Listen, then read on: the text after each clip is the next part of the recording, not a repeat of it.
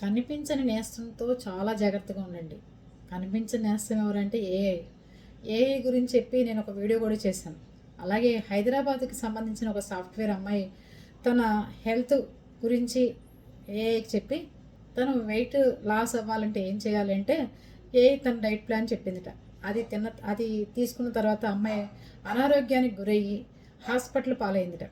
దాని తర్వాత గుంటూరుకు సంబంధించిన ఒక కుర్రాడు ఏఐకి చెప్పాట, నా హెల్త్ కండిషన్ ఇలా ఉంది, నాకెందుకో ఇబ్బందికరంగా ఉంది అంటే వెంటనే ఏఐ చెప్పిందిట, నీకు హార్ట్ ప్రాబ్లం ఉంది, ఎమర్జెన్సీగా వెళ్ళిపోయి నువ్వు హాస్పిటల్ అడ్మిట్ అయిపోవాలి, లేదంటే నీకు హార్ట్ అటాక్ వచ్చే లక్షణాలు ఉన్నాయి, ఇంట్లోనే పోతావు అని చెప్పిందిట.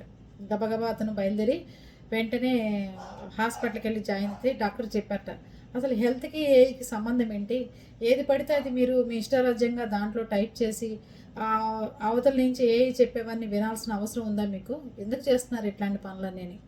చాలామంది చాలా రకాలుగా తన పర్సనల్ ప్రాబ్లమ్లు చెప్పుకోవడం, దాన్ని చదువుకు వాడుకోండి, ఉద్యోగానికి వాడుకోండి, మేధస్సుకు వాడుకోండి తప్ప హెల్త్కి కానీ ఆరోగ్యానికి కానీ లేకపోతే అక్కర్లేని పనులకు కానీ అనవసరంగా వాడుకుని సలహాలు సూచనలు తీసుకోమకండి.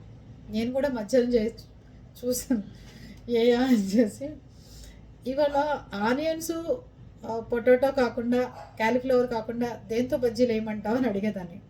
అడిగితే చెప్పింది ఏమని అంటే క్యాబేజీతో బజ్జీలు వేసుకో చాలా బాగుంటుంది అని. అది పరిస్థితి. అంటే ఆడవాళ్ళు వంటల గురించి, పిల్లల చదువు గురించి, వయసులో ఉన్న ఆడపిల్లల వాళ్ళ హెల్త్ గురించి ఇన్ని రకాలుగా దాన్ని వాడేసుకుంటున్నారు. అది పరిస్థితి. అప్పుడప్పుడు భూ తగాదాలు, భూ సమస్యలు కూడా రాత్రి తెల్లవారులు విసిగించిన వాళ్ళు ఉన్నారు. నేను కూడా అడుగుతూ ఉంటాను. కానీ హెల్త్ విషయంలో కానీ జర్నీల విషయంలో కానీ మనకు అక్కర్లేని విషయంలో దాన్ని వాడుకోకుండా ఉండి ఎంతవరకు వాడుకోవాలో అంతవరకు వాడుకుంటే బాగుంటుంది. ఓకేనా?